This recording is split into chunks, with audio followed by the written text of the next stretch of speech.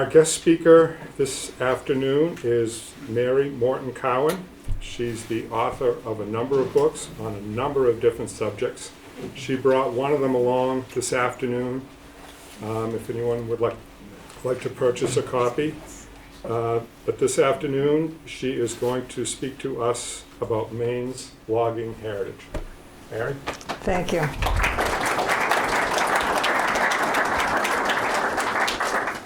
Can everybody hear me? I'm presuming this is, can you hear? Okay. You know that logging is key to Maine history. And you may not know why I have an interest in logging, but I will share that with you. And I'll share briefly my reason for writing about Maine's logging heritage. And then we're going to go back a few hundred years to share an overview of early logging history. And we'll come up to developments in the early 20th century. I'm not dealing with the 21st century yet. And then we will end with my historical novel, which is over there, that takes place in a logging camp during the First World War. This is what started it all. This little guy grew up in a logging camp, and the Morton family owned and operated Paris Manufacturing Company in South Paris. And they manufactured sleds and skis and other wooden products. And they operated a lumber camp in New Hampshire. And my father spent his early childhood living in the camp. And if you hear me calling it a logging camp, that's okay. A logging camp and a lumber camp are interchangeable, and I sometimes call it that. But Dad ran a little make-believe logging operation with his Shetland pony and this little toy-sized sled. And I thought that was the most fascinating childhood you could ever have. And he was about 6 years old in this photo, and his stories fascinated me. This is the factory that manufactured the wooden products. They were the first mass-produced sleds in the U.S. made here in South Paris, and also they were the first commercial maker of skis in the U.S. They supplied skis to the Army during both World Wars, and I remember we had in our house some white skis and some white poles, and those were used during the wars. And they manufactured special oak sledges for Arctic explorers Robert Peary and Donald McMillan. These are my favorite things. My laminated skis were made of hickory, and then my childhood Speedway sled. And I had a lot of fun time with that. Can you tell I've been doing this for a while? But I must tell you, I'm only 11 now. So I don't know what I was then, but I had a different color hair, obviously. But when I began writing for young readers, it meant research, and it meant a lot of it. And this picture was taken when I was writing my logging history book. And my dad's stories of living in a lumber camp were fun, and he had great memories. But when I researched, I realized logging was not fun. Logging was tough, dangerous work. Timber, which was my first logging book, my second book, was published 20 years ago. And it covers logging in New England from colonial days up to 20 years ago. And I'm currently updating it for a publisher that wants it, and I have to, and it isn't, clear cutting isn't the issue so much anymore. Now it's climate change, so I have to change and update this book. But the book begins with colonists in the 1600s. So if you don't mind, we're going back to the 1600s for a few minutes. Eastern white pines, the Pinus strobus, are the largest evergreen trees in the Northeast. This one is about 100 feet tall or more. And there were millions of them along the southern Maine coastal areas, including yours. And in colonial times, the settlers cut them for various uses, and Britain wanted them for ship's masts for their Royal Navy. So guess who gave trouble? And beginning in 1634, cargoes of masts were shipped to England, and the merchants appointed mast agents in the colonies, and the surveyors tracked through the woods, and they marked all the pines they wanted, and they hired the colonists to cut them and haul them, and that was not easy with little axes. And then in 1689, England demanded that all the white pines that were 24 inches or more in diameter at 12 inches above the ground, and that's why you see this guy measuring 12 inches above the ground, they were for the Royal Navy. So the surveyors marked every eligible tree with a broad arrow. That was the king's royal symbol, the broad arrow. And that policy, as you know, if you know your history, caused a lot of trouble. And the furious colonists found ways to get around the law, and that policy was one of the earliest and continuous causes of conflict with the colonists of New England. This drawing was by my late friend Sam Manning, who was quite an artist. And this, you know where this is. I think you can, I hope you can see it better than I can. This is, you know, the Fall River, and this red arrow is where there was a mast agent's house. And maybe you've been there, the Tate House. And it overlooks an inlet where a large mast depot was built. And Portland, of course, was one center for shipping the mast pines for British Navy ships. And this house was built in 1755 for Captain George Tate and his family.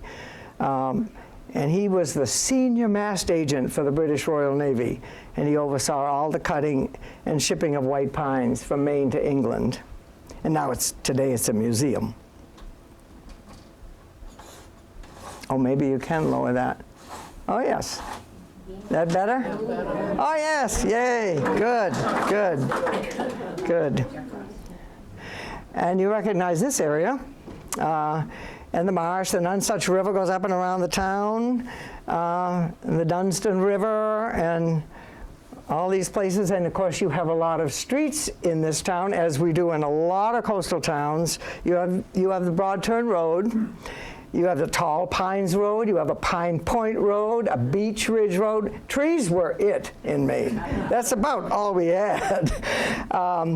And, you know, so Scarborough was settled almost 400 years ago. And it was named after a town in North Yorkshire in Britain. And so many other places along the southern Maine coast were involved in moving pines to the shore during the colonist time. And we have the Saco River, the Piscataqua River, the Stroudwater River, and go on down east all the way to the Machias River. And even in Freeport, there's a mast landing road. That was named that for a reason, as you know. So these guys had to cut these great big trees, and they had simple axes to do it with. And these things, they're huge. That picture I showed you of the big mast pine was over 3 feet in diameter. And so they had to cut it with these little axes, and that's after they had cut all these smaller trees to be a soft bedding for that big one to fall, and so it wouldn't crack. And then after they got it down, they had to take all those limbs off that were up there. And can you imagine the work with a simple axe and a couple of people? Incredible. And some trees were defective, but they could still use parts of them for spars and yardarms and whatever for the Navy, for the Royal Navy. And then we have these guys come into the picture. Then they had to get these huge trees down to the shore, and this was the way they did it. And for many, many years, men used oxen to haul those heavy logs out of the woods. They're slow, but they are strong animals, and so they were used. And this is another one of Sam Manning's drawings. And it took many oxen, look at them all, the teams. And when they came to a turn, they had to really make a wide turn because the trees were so long. And so they passed through these towns and villages on the way to the mast depots by the shore. And they're more than 100 feet long, so they swung wide, and so they could turn the corners. And some of those still exist. That's Torrey Hill. You've probably been to Torrey Hill. It's not all that far from here. It doesn't look, I took that several years ago, but it looks fairly, that Route 95 sign isn't there anymore, but it looks pretty much the same. And there are several of those that they were shaped long ago by the oxen hauling masts. Now this one is from your Historical Society collection, and thank you to Linda McClune for sharing it for today's show. And all along the Maine coast, the oxen made these lots. They took the broad, wide turns, pulling logs to the shore. And this one road they carved here in Scarborough is, you know it, Broad Turn Road. And long after the mast trade was over, men used the road to move logs to sawmills along the river. And of course, there are many, many, many sawmills along many, many rivers in Maine because they used water power for power. And they sawed them into lumber to build ships and buildings and make other woods products here in Maine. And this one here is at Dunstan Landing. And the water-powered sawmills, that's how they got their power. And this is in the 1790s. This one is up at Leonard's Mills in Bradley. That water wheel is 9 feet in diameter. Guess how much horsepower it generates? 6 to 7 horsepower. Oh, a great big thing. And it operates the sawmill at Leonard's Mills today. Oh, not this week, but in the summer. And this is the saw, an up and down saw. And that was very common, and it moved very slowly. Took a long time to cut a piece of wood. And this is the wooden gears at that same place. And it goes around and around, and if you're standing in that sawmill when it's running, and it goes clunkety clunk, and it squeaks and it shakes the floor, it's quite something. And so then we'll go, they started having logging camps, really. And this is a very early one in the 1820s, about the time Maine became a state. And they began to build these camps for winter use because that's when they cut and hauled the trees. And in this one, at the shallow end of this, I call it the shallow end, down here, you couldn't stand up. You'd bump your head if you stood up. But that's where the bed was. And there was one bed across, and it was all evergreen boughs on a dirt floor, and they all had to sleep on it. And then they had an open fire on the area where you could stand up to cook their meals. And this one's up in Patton at the Lumbermen's Museum. And this one, a little bit later, was a mid-19th century one. And this one had a cook house on one end and a bunk house on the other end with a place in the middle which they called a dingle. Don't ask me why. That's what they called it. And notice this grindstone out here, and that's where they would sharpen their axes. And in the winter, when they were there, that grindstone would have been up here in the dingle. And they were used only in winter, but they were not insulated. So it was a little chilly in there. And they burned a lot of firewoods, and you can see the 2 chimneys there, 2 stoves. And this one was one of my grandfather's pictures, actually. And this is a few, around that time and a little later. And you notice now there are cattle around, and there are pigs. And there's the dingle right there.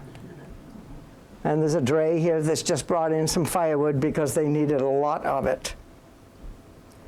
And there's the cook, and he had 2 cookies helping him. And at that time, they were men, always men, although I've talked to a lot of people whose grandmothers were working in the logging camps as well. In this camp, they were all men at that time. And just in case you wonder if you get hungry or anything, they ate more than anybody else.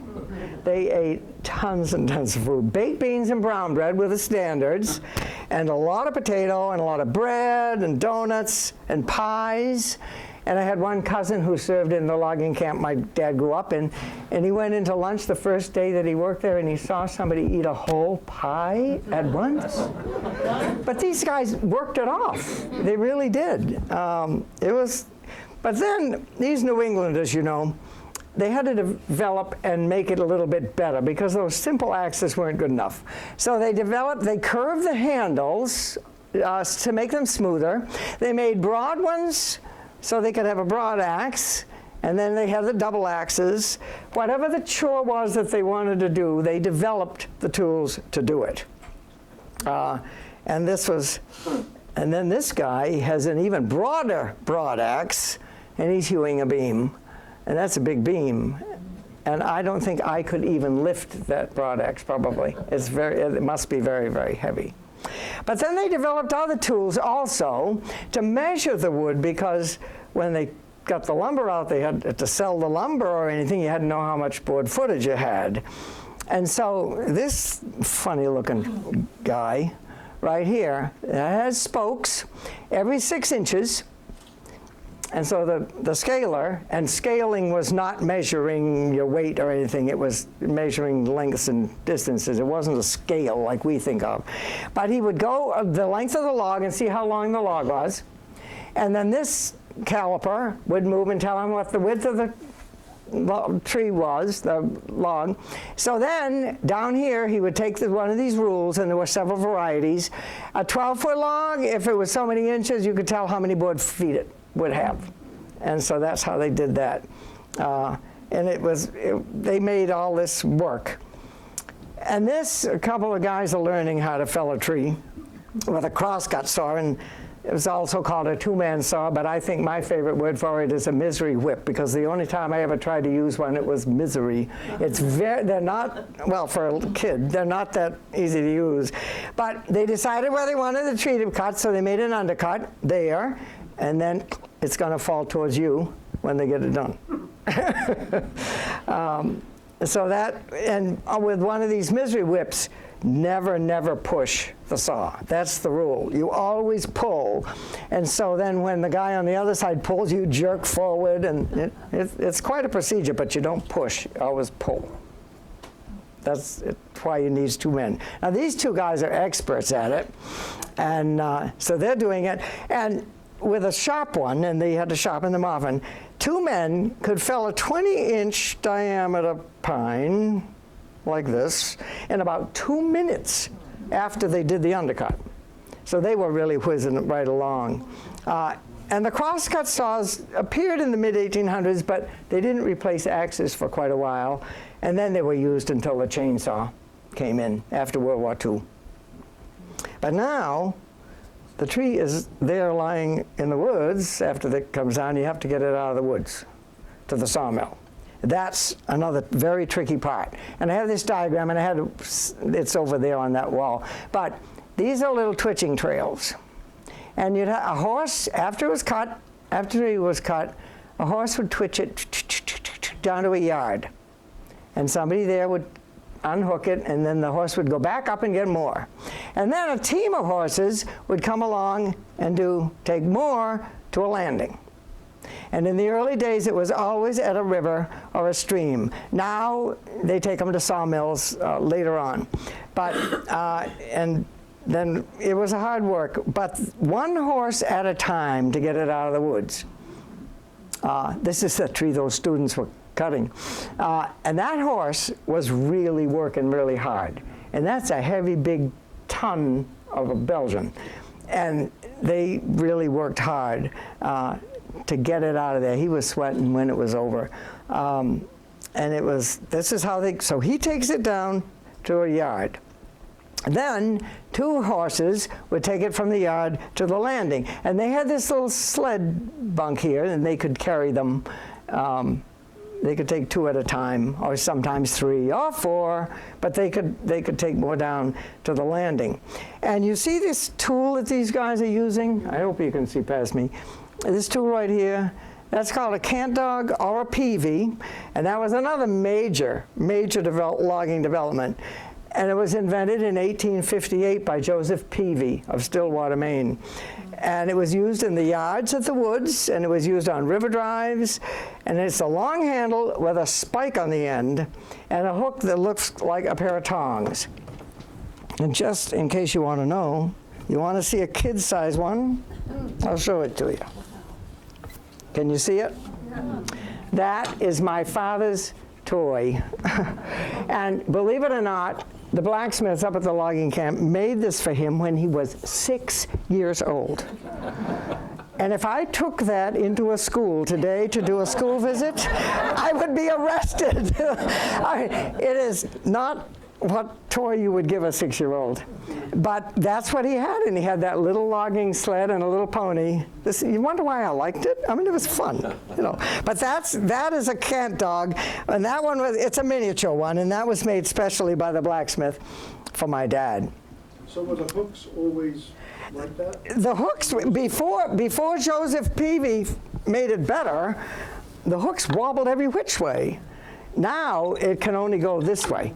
It can't move this way. So yes, I can move a log with it, but I didn't bring a log to do that. But Peavy really improved that, and it made quite a bit of difference. And so then when the men would, once these horses got it down to the landing, they'd wait till spring, and then when the ice went out of the river, all the logs went into the river and down the river. And you probably know all about river drives, but just in case you don't, it was tough work, and a lot of people didn't live through it, literally. They were driven in the spring when the water was the highest, and these guys are pushing them with their cant dogs, and to keep the logs moving and avoid a log jam. And it was very, very dangerous work. And this picture was taken from the Folk Life Center up at University of Maine. And they had special boots. The cocked boots or spiked boots, there's spikes on them to keep the drivers from slipping on the logs. And also in the wintertime when the horses were on the ice, the horses had cock shoes too. So they could do the, not slip. You couldn't afford to lose a horse in the woods. And then this famous boat, the bateau, and it had this long bow and stern so that when there's a log jam, the men could get out of the boat and run right up on the logs. Don't ask me what the men did when the log jam unjammed, but anyway, they could get up and get to the log jam and work the jam. And sometimes they had to work weeks to free the logs. And sometimes they had to blow it up with dynamite because they couldn't do it by hand. And that means, they're working in numbing cold. Spring water is not warm. And it was miserable work. But river drives clogged the New England rivers every spring for more than 100 years. And the last one in the U.S. was a 60-mile drive of pulpwood on the Kennebec. And that was in 1976, so not so many years ago. And all this information was in the book, my first logging history book, Timber, which sadly now is out of print, but a publisher wants to publish it again, so we're going to get it out again. But I still love the woods, and I wasn't done with the woods yet. And I had this little guy who had told me stories when I pestered my dad forever. And I wrote other things, but I wanted to tell my dad's story about growing up in a logging camp. And I needed more research, and I needed to learn about the First World War and all that. And my book's title is Trouble in Nathan's Woods. This is Nathan, but his real name isn't Nathan. That's my dad, whose name was not Nathan. And he was about, 8, 9 years old there with his Welsh pony. And I renamed him Nathan in my historical novel, and he's 11 years old in my story. But like I told you, I'm 11, so that works. See, I can write about it. And my dad told me so many stories of life there and showed me lots of pictures that my grandfather had taken, some of which I'm showing you, like this one today. And his older sister, my aunt, wrote me pages and pages and pages of detailed memories. And most of those memories were very happy. But both my dad and my aunt told me of one scary thing: their fear of Huns in the woods. And a Hun was a derogatory term, of course, for a German. And the Germans were enemies in both wars, but they were there in 1917. And so I had to research the First World War. Huns in the woods. And that would be scary to kids. So one of my grandfather's books and this was the book, 10 Million Acres of Timber, and it was a forestry book. He had a lot of forestry books. But one of them, I was reading along, and I read this thing and said, it is certain that at least 2 German spies have been in the woods, and while there was no mischief done by them, it is quite certain that they meant to do harm had the weather conditions been so they could. So I had something to go on, and it was too wet, and they were going to burn the woods, and they couldn't. So I figured, aha, Huns in the woods, that meant trouble, so that gave me the title for my book, and it's a mystery story, and that's the cover of it. And it's wars in Europe in 1917, but he discovers that there are Huns in the New Hampshire woods. And they were in the Maine woods too, because my mother grew up at the same time in Maine, and she was afraid of the Huns in the woods also. So in my story, my boy, his dad hires a new German teamster, and the kid is sure it's a spy, and so he has to, well, you can read it. And this is my map. It's kind of based on the real map of the map my dad drew of the real logging camp in Cowan County, but I made it a little easier for kids to understand. And then one of my fun books, would you believe, but I had a very fussy editor for a lot of my writing, and she said, Mary, anything you write that's historical has to be true. It has to be true. Well, I figured, okay, if it's in the 1908 Sears catalog, and I'm writing about 1917, it's been invented, I can use it. Because her comment was, you can't have a kid zip up his jacket before zippers were invented. And so, okay, if it's in here, so I had kids' clothes, everything was in those things. So I could be sure it was invented if it was in there. And then I read another book, this one was for young readers, and I thought, aha, secret ink and coded buttons. So I kind of played around with those, and I'll let you imagine how I use those facts in my story. But the real logging camp, the steam log hauler, now this was a huge industrial development in the logging industry. And if you've ever heard Don Kerrigan talk about Lombards, he's avid about it, and it changed the logging industry. And apparently somebody said to Alvin Lombard of Waterville, why don't you invent something so we won't ruin so many horses in the woods? So he went to task to do this, and in 1907 the first one was made. This one was in 1911 that the Paris company bought for the logging camp, and we named her Nina. This is her name, that's her name. I call her her because that's what you do with boats. You name them and call them she's and hers. And so they named this one Nina, and I've always wondered if it was the 9th one that Lombard produced, but I'll never know because Lombard's records all burned, and there was no number on it, and the Paris company records either. But at any rate, this thing was 30 feet long. I mean, it's like long as this room, and huge. It was like a train engine, really.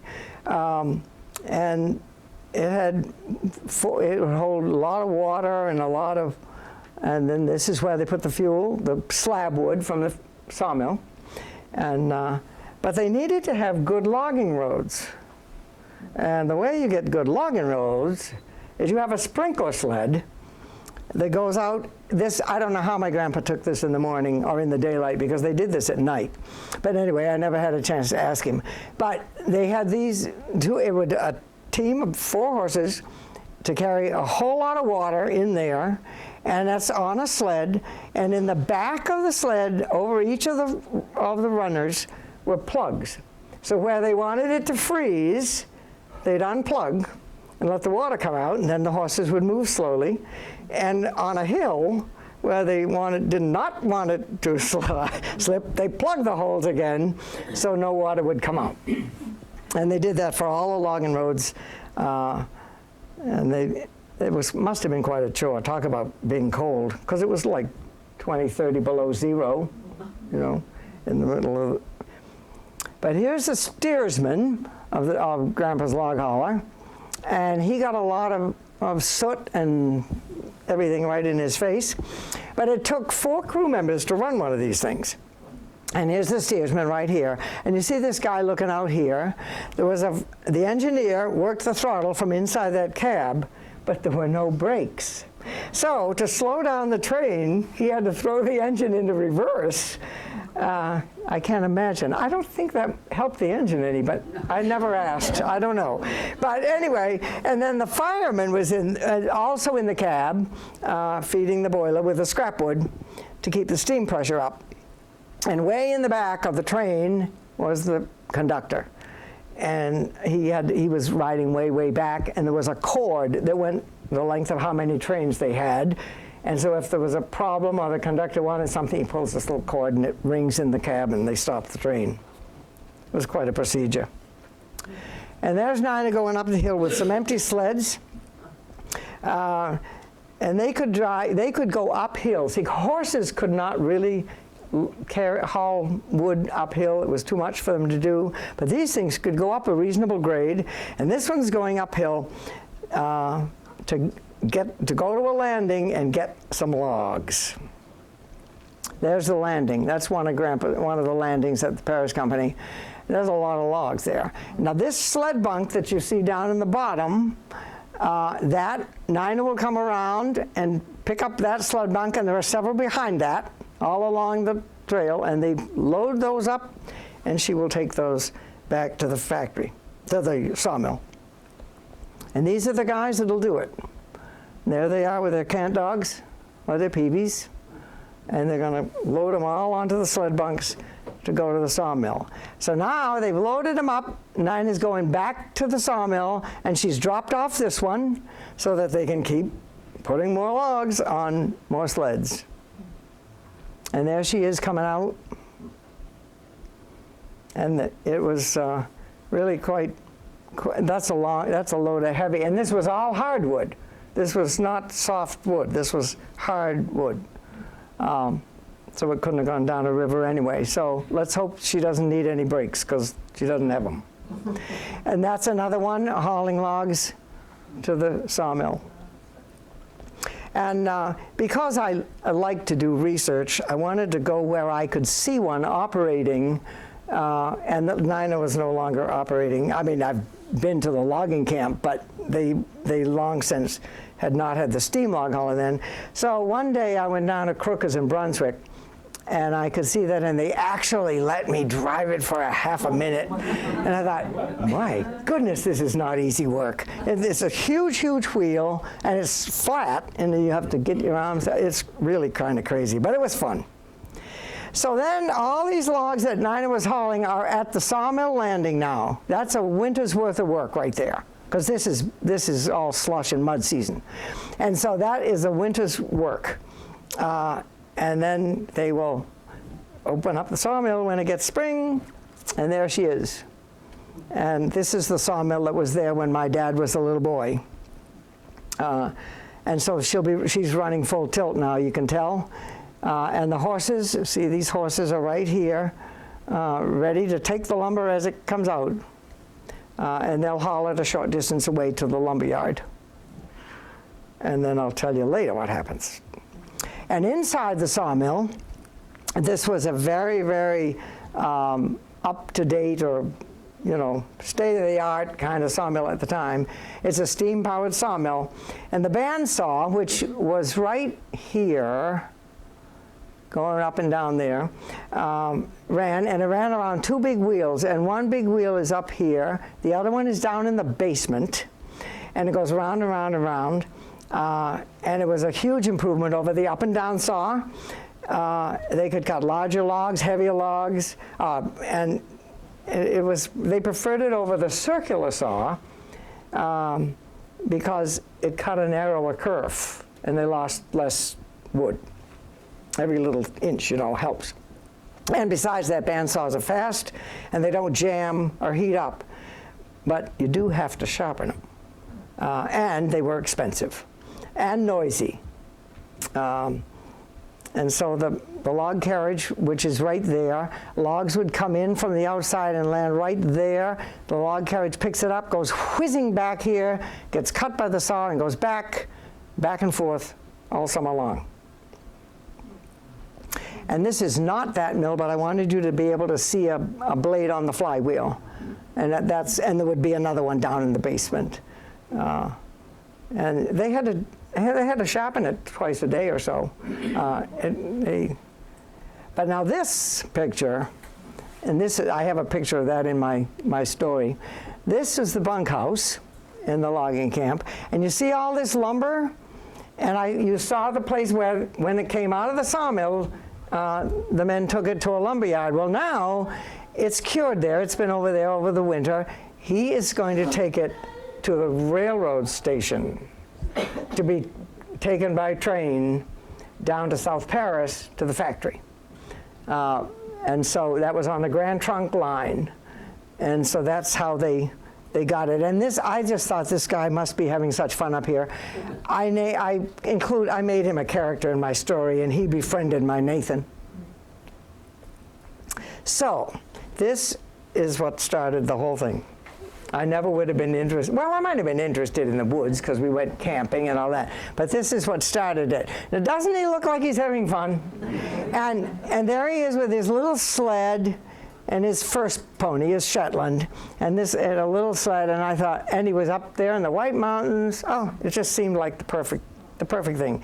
And that logging sled is now my magazine rack in my house. I couldn't get rid of it. and I thought, okay, I'm keeping Dad's little sled. It's a two sled, they called it. And so it's his, and you notice his miniature cant dog I just showed you I keep it on there when I don't bring it to you.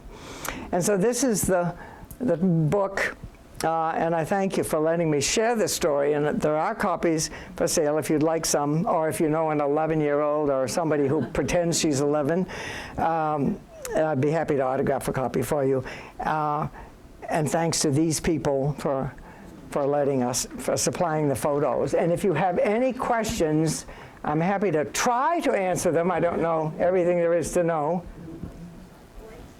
Yeah, go ahead. That's the last slide. Yeah. Yeah.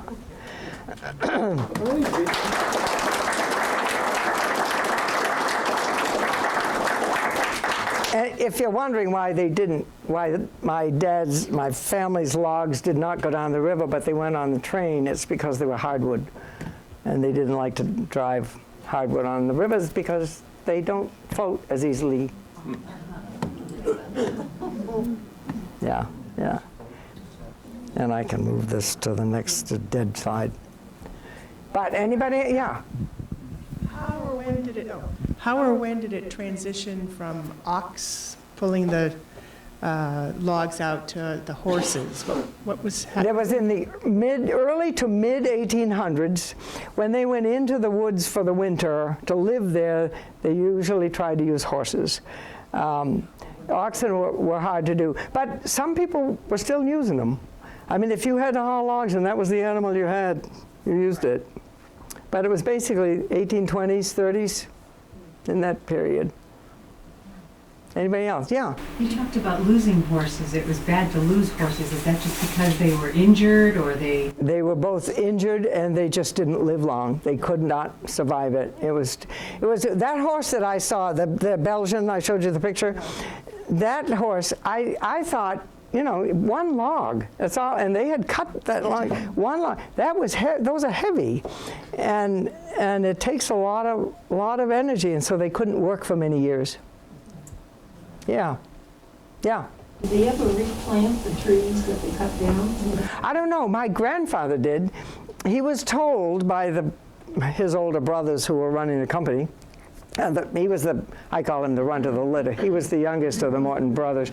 And so he got relegated to the woods, and their command to him was to go up and find a place where you can log hardwood for 10 years. And they ran it for 45 because he was very careful. In fact, he won a conservation award in Oxford County. So he was very careful not to clear cut. Do you know in Scarborough where any of the logging, you mentioned Torrey Hill, do you know any of the paths they took through Scarborough with the? They came down, the Broad Turn Road was part of it, and of course that goes right up into edge of Buxton. And I don't know of other roads, except that I know that they used a lot of roads. And they did that in the Stroudwater area, they did that over in Freeport, all along.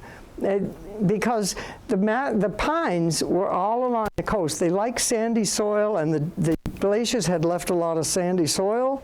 And so they were growing all over the place. Although that big mast pine that I showed you, I took that picture up in Norway at Ordway Grove. And that's a little bit inland. So there were pines all over the place. I mean, we kind of had to learn to harvest trees because what else was there in Maine, you know, fishing. Yeah, oh. When did the paper industry interleave? Did they take all the non-masts? They were, and at the time that my grandfather got this place up in Coas County, what he did was they bought stumpage from International Paper Company because IP was making paper. And so the deal was the Morton family could have it if they would haul some softwood for IP, and that could go down a tributary that went into the Androscoggin, and then some of it went into the Connecticut River because Glens Falls was the head of IP. So paper company was easily there in the the turn of the century, the 1900s. And I don't know, I know that the S.D. Warren Company started in the 1850s, and they had, I don't know when they stopped buying rags and started using trees. But he had a question here. This is a comment. You've solved a mystery that has bugged me for many decades.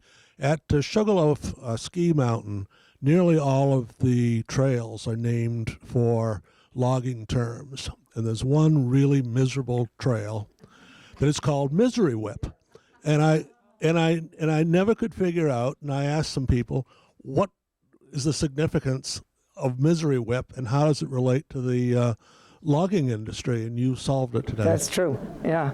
And I had forgotten that there is a trail up, that's an awful trail. Yeah. Well, I wouldn't ski that one. No, I don't even do white heat at Sunday River. No, that's out of my league. I'm kind of one of those easy skiers. I don't, not gonna do white heat or Misery Whip. But yeah, that's why they called it that. Anybody else? Oh, there's some more, okay. I think folks here today would like to know that Mary's father, Hugh Morton, who started out living in the lumber camp, ended up being the production manager of S.D. Warren. Yes, he did. He did. And he ran a tree farm also. We had a tree farm. And the fun part about the tree farm was we could go tenting there. That was up in South Paris, by Route 26. It was on the shores of the Little Androscoggin. That was fun. Somebody else had a question. Yeah. It's my understanding that some people, small operators, still like to use horses because Yes. it doesn't do as much damage. That's right. Do you know some? Have you seen those big CTLs, those cut-to-length harvesters? Those things are enormous. And if you're not doing a big operation, you're killing a lot of trees. And yes, people do still use horses. Yeah, the small operators, definitely. Yeah, and you can do that. It's just that when they were using the horses all the time, the same horses all the time, you can't do it for many years. It wears them out. They have large farms to go along with those logging camps to raise the feed for the horses during the summer. Yes. And part of the reason they could get people to come in and log in the winter is because they were farming their own stuff in the summer. They needed to, get their bread and their butter and their veggies. And also in the winter, when they worked in the camps, they didn't get paid until the end of the season. So if they didn't want to stay, they didn't get any money at all. Did their family get their money or not? Don't know. Never. I know that if a riverman died, the other guys on the river drive would take his boots and hang them on a tree near where he went down, which would be kind of spooky to see one. need a pair of boots. Yeah. Is there anywhere in Maine where they're actively growing great white pine? I don't know. I know Ordway Grove still is a nice grove of couple 100-year-old pines. I don't know if there are any other places. There's a state park in New Hampshire. Yes. They have. They have some mast pines I or. think Brunswick has a little smaller. Yeah. Where I've seen, but that's one. Yeah. Because they used to be everywhere. Yes, they used to be everywhere, but you know, if you're going to start a civilization, you have to build a few buildings and you've got to take down a few pines. But yes, the Bowden Pines is still there. Yeah. I was wondering if you could tell me how the people who lived in America were working around the rules that the eastern white pine would be reserved just for the British masts. And you said that there was a workaround, just having those little arrows on the bark of the tree. Can you tell me that secret? The British said any pine larger than 24 inches, up to 24 inches, you know, if it was larger than that, it belonged to the Royal Navy. So they would cut down those big pines and then cut the lumber to a smaller size so nobody could tell they came from a 24-inch pine. That would be one way. And then they hid them in all kinds of places. But basically, there are very few old homes where you go, and you know, in fact, my sister lives in an old home. There are wide boards for floor. You won't find one over 24 inches because they did not want nobody wanted them to know that it came from a big tree. So you cut them small, and who's going to know where it came from? Long ago, when I was a teenager, my father and I made a trip up through Eagle Lake and Chamberlain Lake, and I got to see the two locomotives that are up there that were taken up there to haul logs to be an improvement over the Lombard tractor method of hauling them. And we got there, he was a rail enthusiast, so when he heard about these two locomotives that are up there doing nothing, and so we got to see them, and I was surprised because that would have been 59, 63, 64, and they were in a shed, and then I saw, I think because of the article talking about this presentation, I looked up some history stuff, and I thought that they had been used, but I think it said in the information I looked up that they were brought up there, but they never got used to haul logs. And so do you... That's not true. Oh, it's not true? No. They were used 24 hours a day. Yeah, they were used. Okay. For decades. Okay. Yeah, I couldn't believe that when I saw Basically, they it. were transferring logs from one watershed into the Kennebec watershed. Exactly. Yep. The Penobscot watershed. Yeah. And see, that was one of the advantages of the log hauler. They could move into a different watershed because you could go up and down, and horses could not do that anyway. And those were used. Has anybody else been there and seen those? They're up there, yeah. They've been slightly restored. Yeah, that's what it said. They've been restored. They put them on a level piece of track, Yeah. and I think they built another shed around them. Yeah, that's a very fascinating thing to haul. Yeah. Well, you know that on my map that I made in my story, I have a log hauler house. Those the buildings that they built to put those log haulers in, of course, they're skinny because it was an engine. They're long and they're high, and there's a hole in the roof where the chimney was supposed to go, so they could start them up if they needed to and stuff. So I have this crazy little log hauler house in my kids. My Nathan and his buddy go into all kinds of sneaky places in my story. I think my dad would like the story. I'm not sure my aunt would, because she wanted everything to be told just exactly as it happened. Many years ago, I used to sell real estate, and if you went into some of the older homes, you'd never see anything below. But if you went into the attic, you could see beams that were 30 inches and more, because that's how they'd hide them, so nobody else could see them. They did not want. Yeah. They didn't want any Brits seeing them.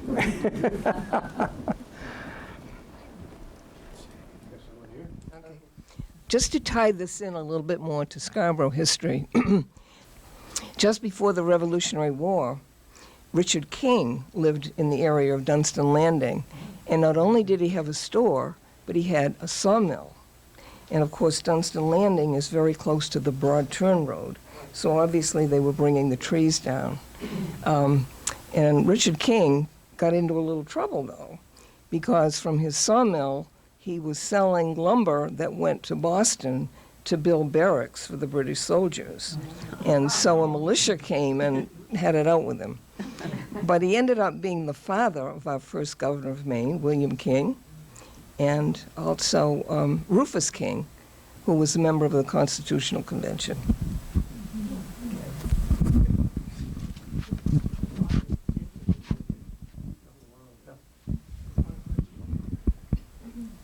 Yeah, you mentioned the Hun in the woods. During World War II, there were German POWs that were brought to this country. Austin Wilkins has a chapter devoted to that in his book. Yeah, it was interesting, and they considered it a very good duty because they ate well, and you know. Yeah, yeah. But it's funny because people get very confused between World War I and World War II. And when I say that my story takes place in World War I, they go, well, Hitler was doing it. No. Hitler wasn't there then. But the Germans were the enemy, and there were similarities, and so, there were U-boats in both wars, so people get it confused. And this is one reason why Lois Lowry, who was a famous children's author, said she wanted this book to go into schools because kids do not know about World War I.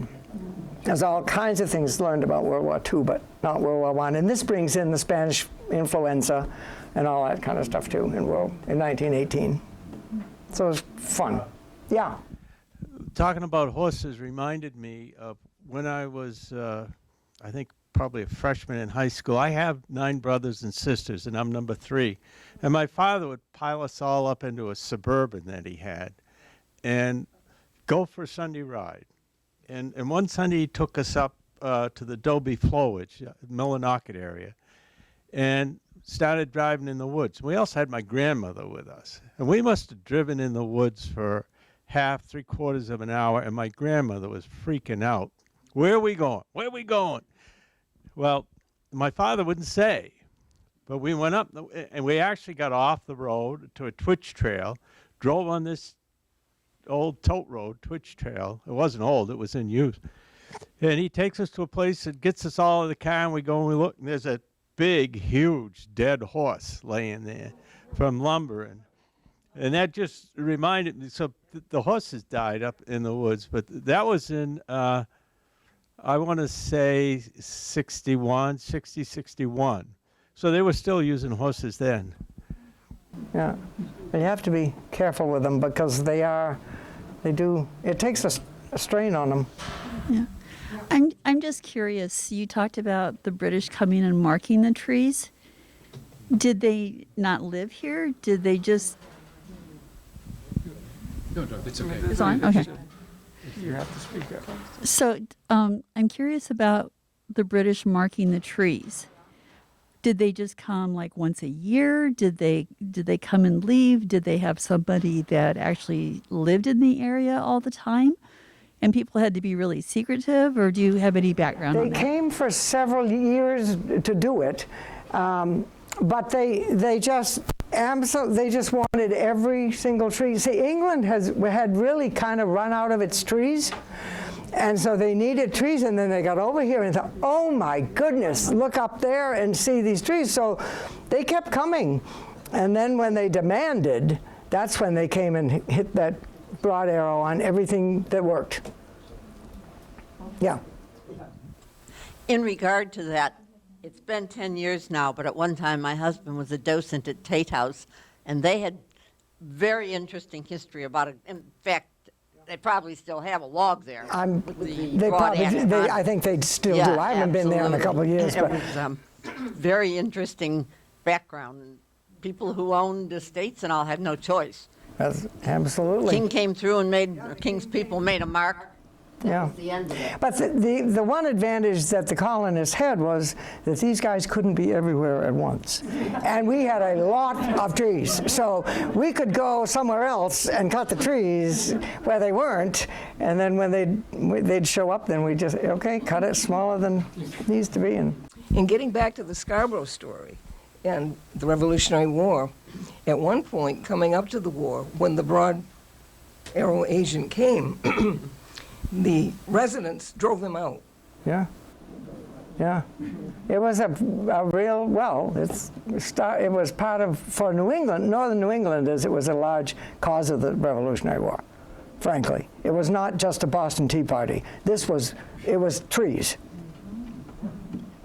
Yeah, it was a lot of contention. Yeah. When you speak of the hardwood trees that were used for masts, so was it oak trees, or because the trees that I see in the woods that have seen a lifetime, they've got branches out, and they're not. Yeah, I'm sorry. I think maybe you misunderstood. The mast trees were pines, softwood, and even then they had to limb them. And then they bucked them, cutting them to the lengths they needed.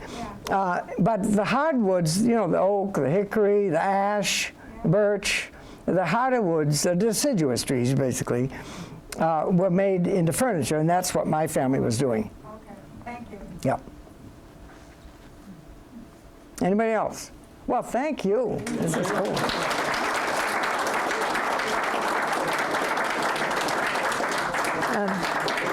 Feel free to take, I have bookmarks over there, and I have some books if anybody wants them for anybody who thinks he's 11 or like me.